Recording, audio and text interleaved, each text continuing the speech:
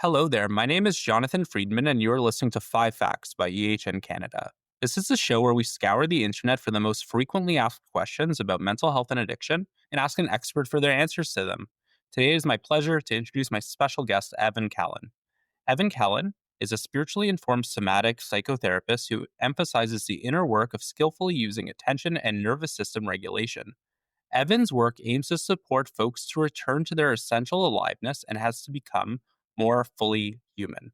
Using somatic experiencing as the core approach, Evan integrates parts work, depth psychology informed, and Buddhist yogic informed views of understanding the human experience to support healing and wholeness. He taught yoga for 7 years, is a practicing Buddhist, and has done his own extensive work in Jungian analysis, plant medicine, and soul work. Evan's own healing and spiritual journey has brought him to befriending the raw, authentic, and uncontrived nature of what it is to be human, and holds a warm, non judgmental, and invitational intention in his work with others. Evan, welcome to the show. How are you doing?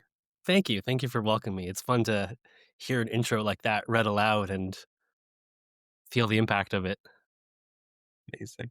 So, we go, there's a lot to dig in there, but before we get into the 5 questions, um, I love to hear from my guests themselves. Like, of all the spaces in the world, why this? Why this field of mental health and healing and recovery? Mm.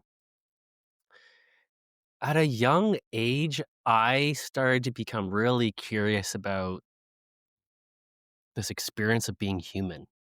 And not so much in like a sociological sense, not so much in a anthropological sense or a cultural sense, but just the fact that we are aware and alive was incredibly interesting and curious to me. That there's this thing, we have this word consciousness. What is that? And it just seemed like such an unexplored and mysterious territory. And, I think that was one of the first things that led me down this direction. And the other thing is I feel myself to be someone who is quite at ease with the human condition and the range of the human condition, the the joy and the bliss and the awe and the wonder and all the wonderful parts and all the really crummy parts. As much as I may not like them or prefer them, there's a way in which I can be with that. And so then when I'm with people, I welcome all of them and it's okay. And I don't think we get a lot of that in our culture. So I feel kind of passionate about that. That's super interesting. You really like embrace the crunchy and the smooth. Man, for sure. Yeah. So, I mean, it's not even one of the official questions, and I today we're talking about somatic experiencing and what that is and how it works. But I guess when somebody first walks into your office, or if it's a virtual session, how do you create that comfortability? How do you create that space where somebody is safe to go into the exciting, but also to those crummy parts, as you were saying? That's a really good question. And the truth is, I think I make it up every time. But to try to speak generally, I try to be really human. As much as I have training and I'm a registered social worker on paper, there's this whole like clinical sort of reality of the work I do and the context of it. I'm also really aware this is all role play. You're role playing client and I'm role playing therapist, I guess, whatever word we want to use for it. But ultimately, underneath that, we're both still humans. And as much as there's an important boundary and the roles are important, it is important for me to function in my role to serve you. Um, but I'm also a human and you're also a human. And I take a lot of opportunities to humanize us and to normalize the human experience. And sometimes that looks like me sharing a piece of my own human experience. Not so that I'm taking up the space and the conversation's becoming about me, but just to say, hey, I see you and I get it. And here's a little piece of a version of mine because we're in this together. I mean, I think it's nonsense to pretend we're not. I'm not sitting over here like I'm higher or I've perfected this human thing. That's nonsense. I haven't. Now, hopefully, I have something to offer you, and you get to decide that through our work. But I try like this equal, no higher, no lower thing. That's interesting. I think there's a structure that having those letters after your name, there's a structure that that can bring. But it's really at the end of the day about understanding you in your space as being humans together and going through that conversation. The relationship has some structure, but at the end of the day, it's about the relationship itself. I think that's a nice way to say it. Yeah, I agree. Amazing. Yeah. So let's get into the work you do and somatic experiencing. I'm going to be honest to our listeners. This is something I know very, very little about. So I'm really, really excited to explore this with Evan today. I'm probably going to ask some silly goose questions, but we'll go through my curiosity because I'm sure it's a lot of other people's curiosities as well. No Uh, silly goose questions exist. okay, fine. Um, we'll we'll see how I do then. Uh, Okay. so the first big question today is like, what is somatic experiencing? How does it work? That's the big question, isn't it? I tell people sometimes there are as many kinds of somatic experiencings as there are somatic experiencing practitioners. I think that each practitioner is interpreting the model in their own way. Now, with that said, I'll try to say some general things about it to give a flavor and a sense of it. Um, you know, the word somatics is being used so much now. Some of the listeners, maybe you, Jonathan, have encountered that word in social media, online, different places. And I kind of took the definition of that word for granted. I mean, soma, my understanding, it's Greek for body, but I went actually and looked up the definition of the word soma and somatic. And soma, this reference was saying, was it means the body in its wholeness. And somatics, it was referring to, it's like practices that are bringing in awareness of our body, that we have had a long legacy in the Western culture of a kind of separation between mind and body. Um, Descartes said, I think, therefore I am, which is implying that existence depends on thought. So, like thought and the cognition being central and the sort of fulcrum of the human experience. Somatics denies that and says, actually, there is no separation between mind and body, that, you know, that the mind expresses through the body and the body through the mind. I mean, we have these two words and they suggest a separation, but somatics and somatic experiencing is coming from this angle of there is no separation, and br- developing our awareness of our body, and not just seeing it in the mirror or being able to talk about it, but to be able to bring your awareness on the inside of your body and to know what's happening there, even if you don't have good words for it. And in fact, in English, we don't have a lot of good language for these inner signals inside our body, but we can be aware of them and we can play with language to try to describe what we're experiencing. So this is a big piece, is awareness of our own body in the moment. Somatic experiencing is developed by a man named Peter Levine.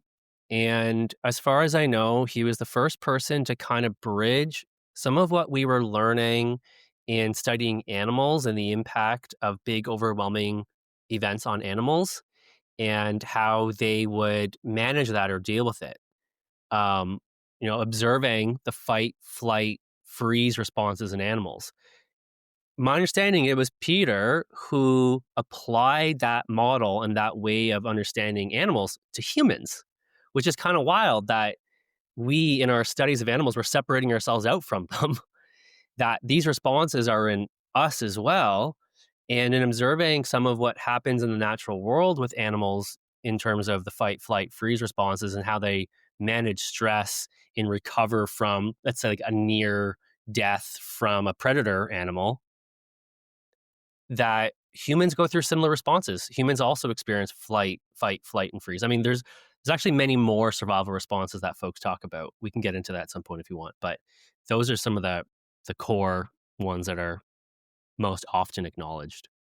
And so, somatic experiencing, I could go on and on here, so I'll try to wrap this up. Somatic experiencing is partly about how can we support the resolution of a fight or a flight or a freeze response in the body.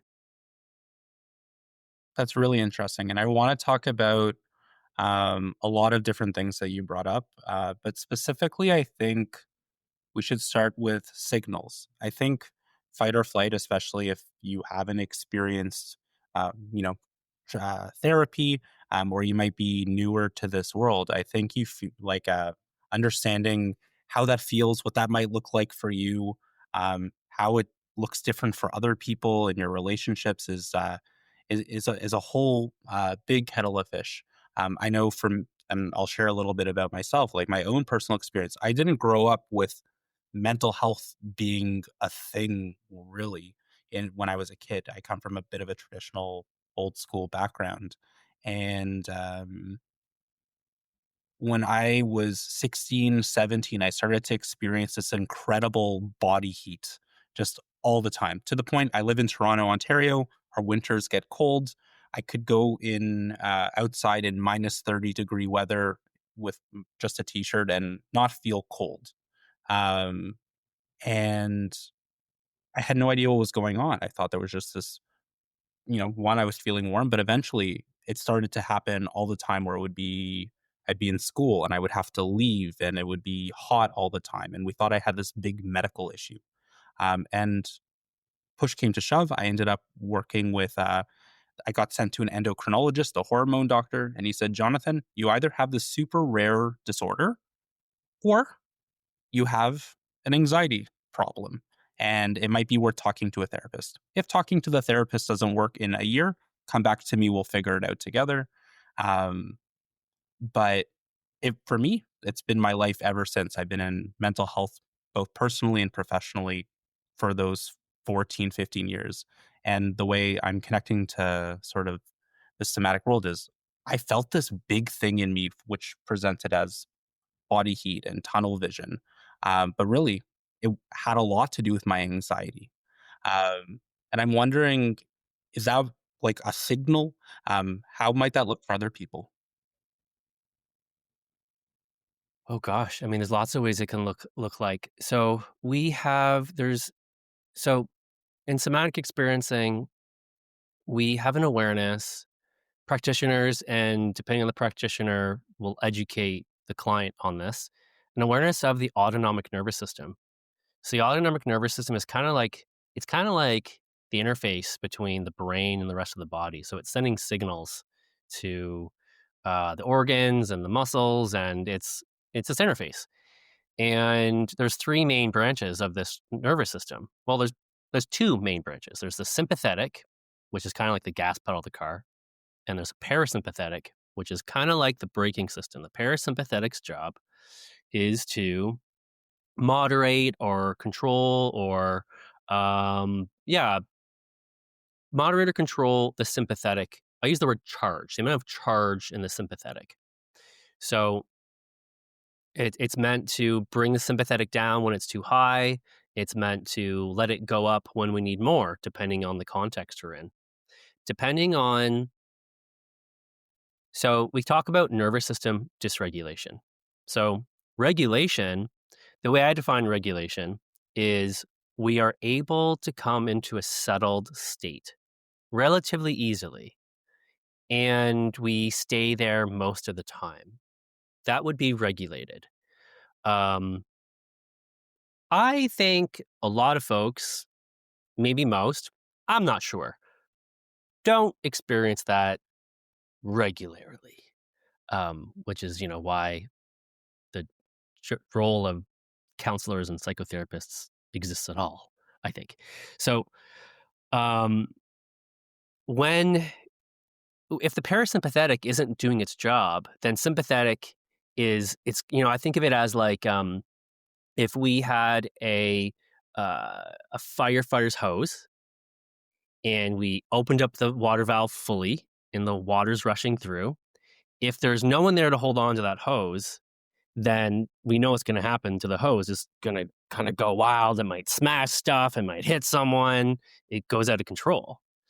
And so the parasympathetic's job is to bring some control to sympathetic. If it's not doing it, then we're going to have these different experiences and symptoms of dysregulation.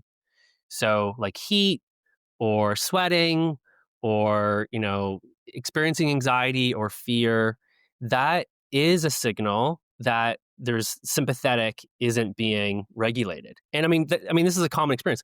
I've had this experience at times, um, more than at times. Um, so it can look like, sympathetic that isn't being regulated can look like muscular constriction, like clenching in the jaw or the shoulders. When our system is in more of that stress response with higher sympathetic charge, resources are leaving some of the systems that do their work when we're at rest, like digestion. We have this term, rest and digest. If our system is stuck in a higher sympathetic state, then resources are being pulled away from things like digestion. So it's harder to digest our food well. So we might see digestive disruptions that may even come along with a diagnosis from a doctor. Um, um, the body's ability to repair itself can be interrupted. So we might not heal from things as fast. The detoxification processes in the cells gets disrupted. Um, the other thing is it takes energy to stay in a higher sympathetic state. There's when you're pressing the gas pedal down the car and the engine's revving up and we're going, there's only so much gas in the tank. Eventually that runs out. And so then we crash and we feel depleted. Um, so that's a start. There's probably a lot more that could be said about that, but there's a little bit. It sounds like everybody has some kind of baseline behavior that we all have. We all enjoy to do specific things. We all might not enjoy to do some things. Some of us might get tired more easily.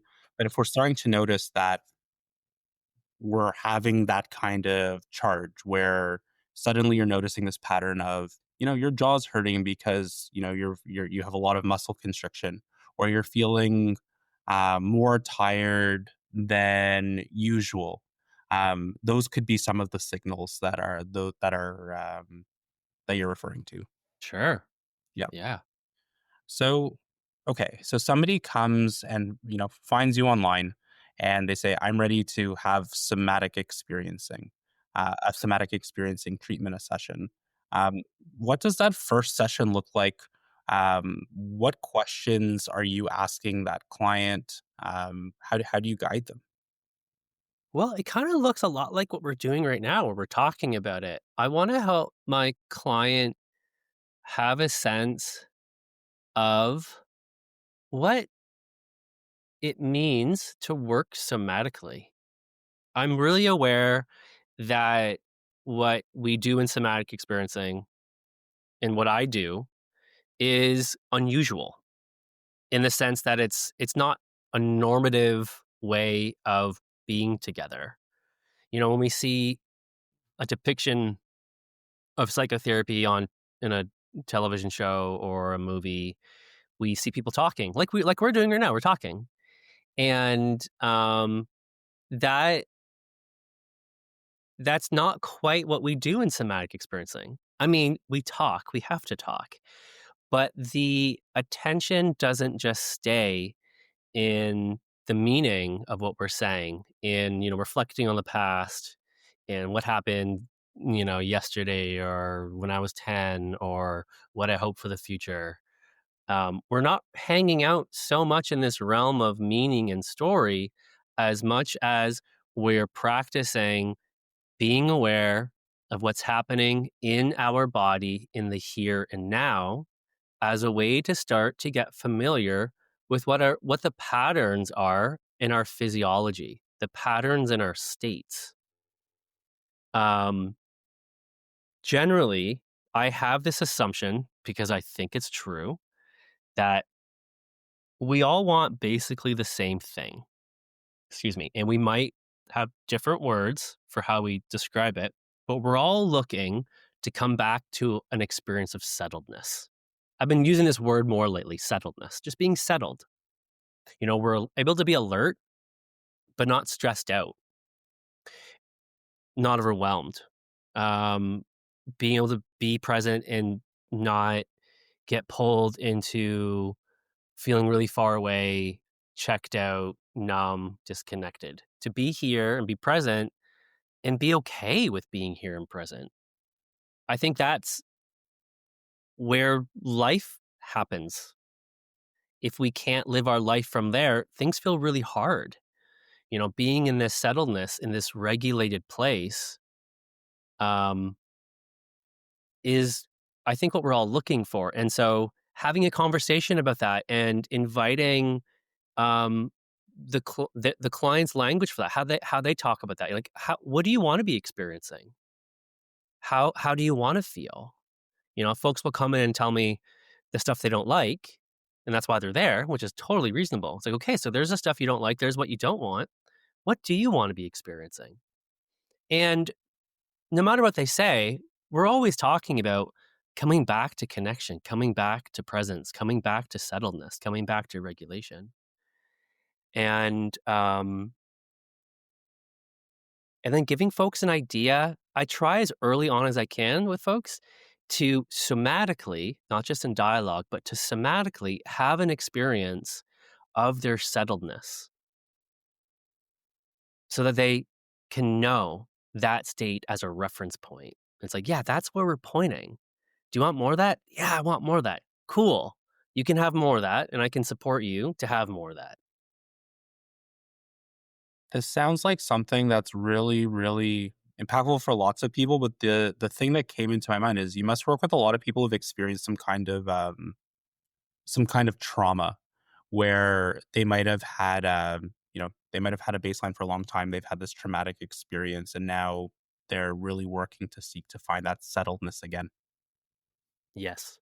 So my question is, um, how does somatic experiencing support address those who've experienced trauma or grief? Is it a different system? Is it the same system and it works here in a similar way?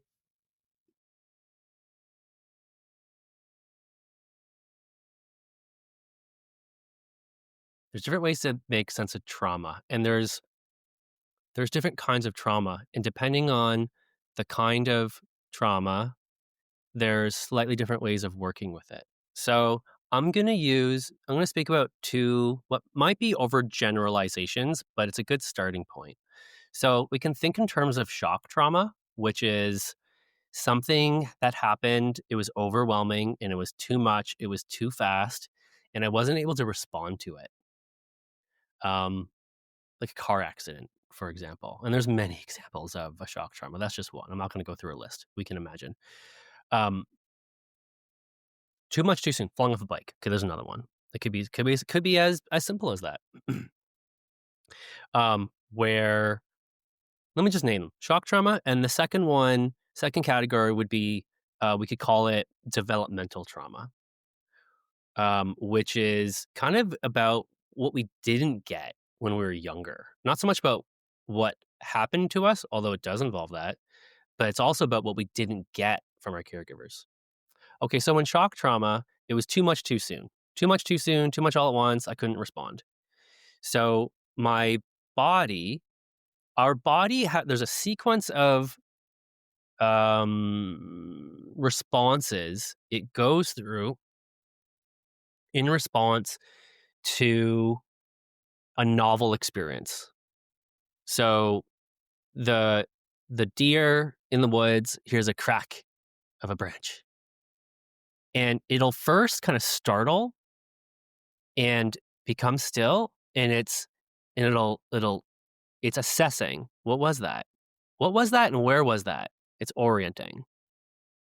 And it's it's at a in a background place in its awareness. I mean, this is happening for humans too. It's assessing, we're assessing, is that thing safe or dangerous? If we conclude, if the deer concludes it's dangerous, then it's going to move into toward some kind of self-protective response. It's going to want to run away. It's going to want to fight. It's going to try to fawn. It's going to try to, um, um, I mean, for a deer, there's the main ones. And if that can't happen, then it's going to freeze. If for some reason it's too overwhelming, then it's going to go into a freeze response. So in shock trauma, this is what's happening. So there's a response that wants to happen, but we're not able to fully complete it. So it's like the sympathetic charge in our nervous system. Um, what's the word I want?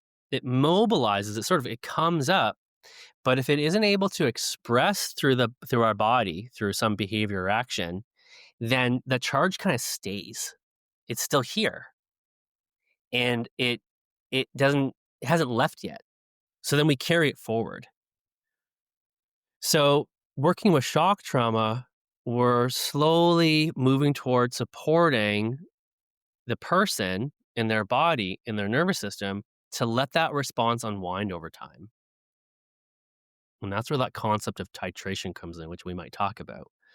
Now, developmental trauma is a little more nuanced because it's not like there was one single event. It might be that um, my my parents weren't around often enough in the times that I needed them. And so I may have grown up in an environment where there wasn't a safe adult for me to go to when I wasn't feeling okay. Because it's for a child, they're not able to regulate themselves. They're not able to control the amount of sympathetic charge in their system. We need an adult to do that, apparently until around age 12. So if I'm in an environment where I don't have an adult who's helping me bring my sympathetic charge down and for me to feel safe and seen and understood, maybe praised, then my system doesn't learn how to regulate that charge inside on its own. And I think this is some version of that, some version of that, I think is more common than the shock trauma version. Am I answering your question? Yeah, Okay. absolutely. And I guess, and I want to talk about titration, um, but it sounds to me like a big part of somatic experiencing is learning what to do with that feeling of that charge. One, noticing it and noticing what that charge is, what it feels like, what it does, how it affects us on a day to day, and learning to lessen the feeling of that charge. And then two, in the developmental cases, learning to understand and feel the impact of not having had that support to learn to regulate. Yeah, and I think you could what you said about the shock trauma, you could apply. It's the same thing actually with in the developmental category because fundamentally it's about sympathetic. It's unregulated and it's running amok and it's creating challenges for us. We're experiencing anxiety or we're experiencing this disconnect shutdown state, which we haven't even talked about yet. But the sympathetic's unregulated in both cases, and somatic experiencing is moving towards supporting that regulation. Interesting. So, what is titration? Titration is um, it.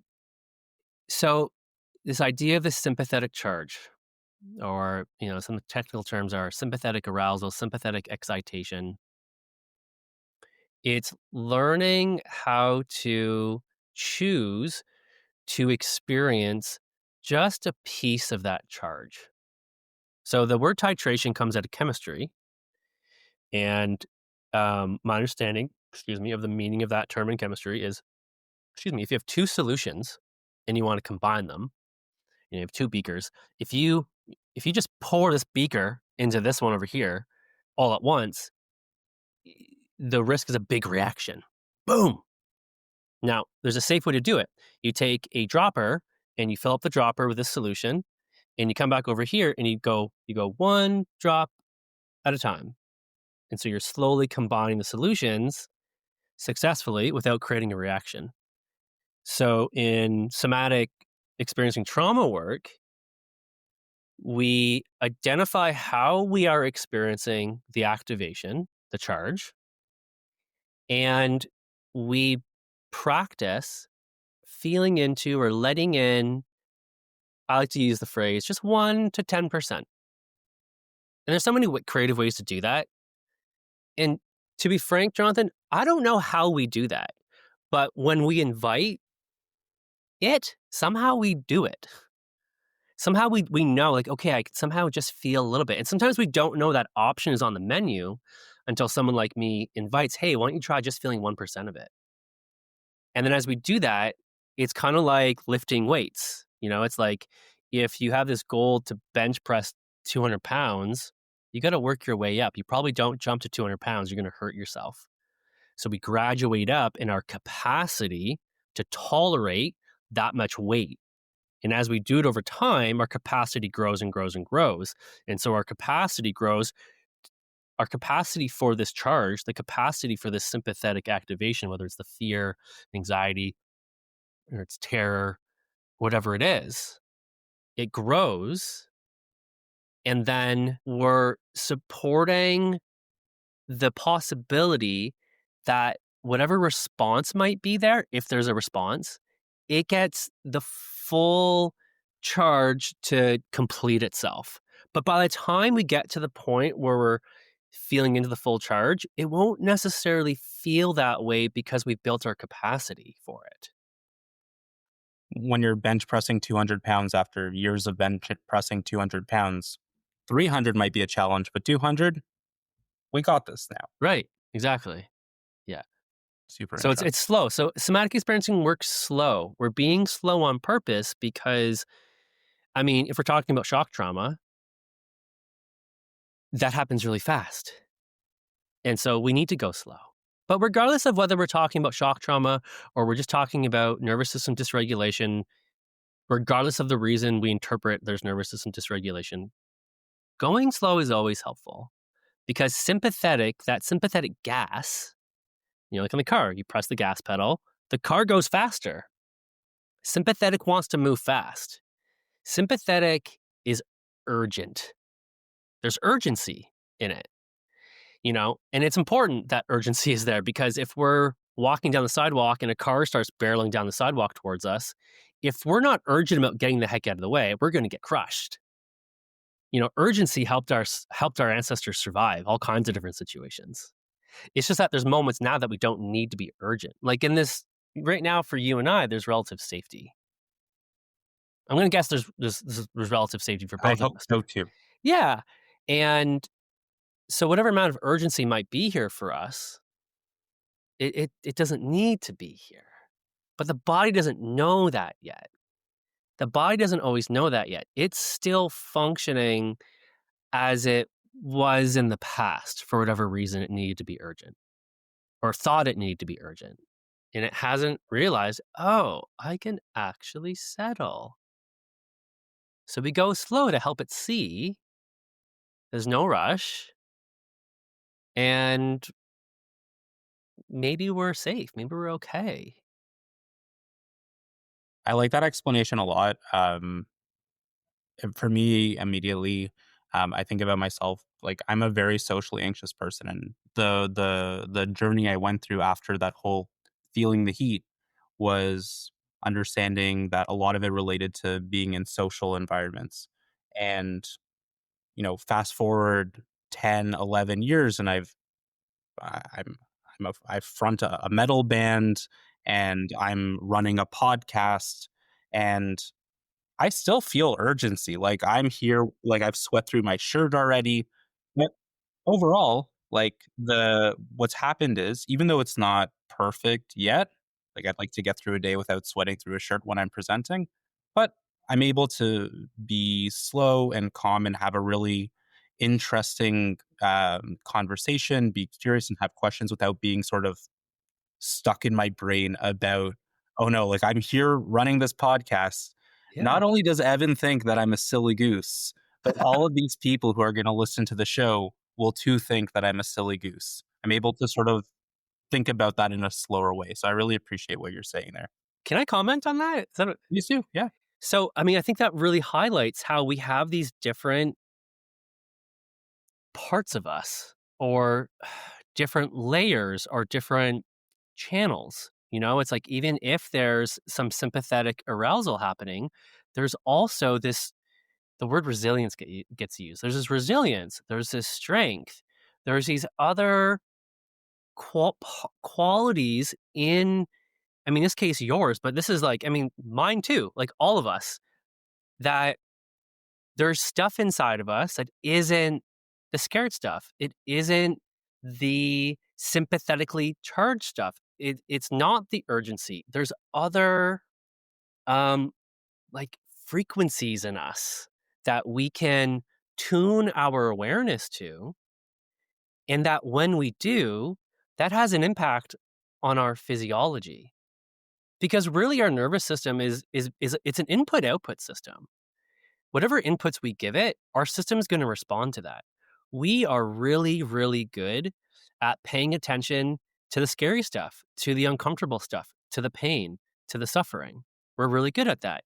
And as we point our awareness at those inputs, the nervous system, our body, our physiology responds accordingly. And then it becomes kind of a feedback loop.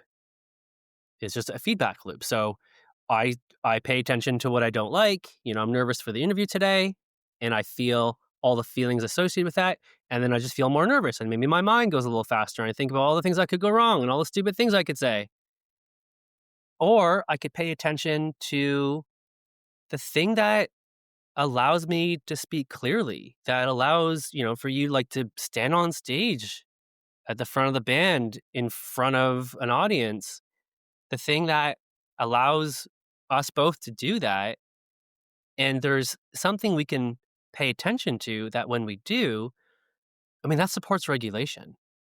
And so this is a big piece of what I do with folks is help them bring it, this is part of the intro, like how to use our attention well is a huge part of what I do because we have this power to point our attention anywhere and no one teaches us how to use it well. It's a wild thing in our culture that we don't talk about this. If only we did.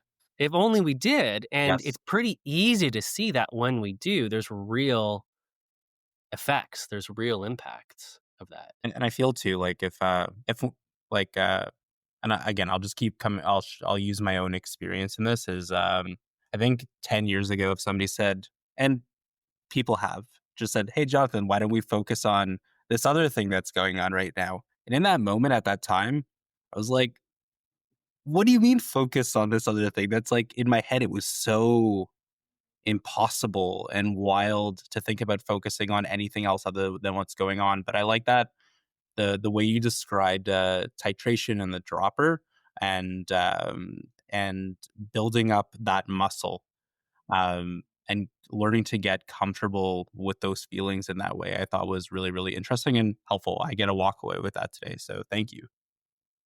Evan, it's really been a pleasure to have you on the show. I learned so much. For people to learn more about you, the awesome work you do, where can they find you? They can find me on my website, evancallan.ca. That's the main spot right now. I have visions of creating more content on Instagram. That's on its way. I'm currently working on a course, like a 6 module course, and you can keep your eyes peeled on my website for any and all of those offerings. Awesome. And we'll be sure to include those in the show description. So click below, check those out. Evan, really, really appreciate everything today. I learned a lot from you, and I look forward to chatting in the future. Thanks, Jonathan. It was great to be here.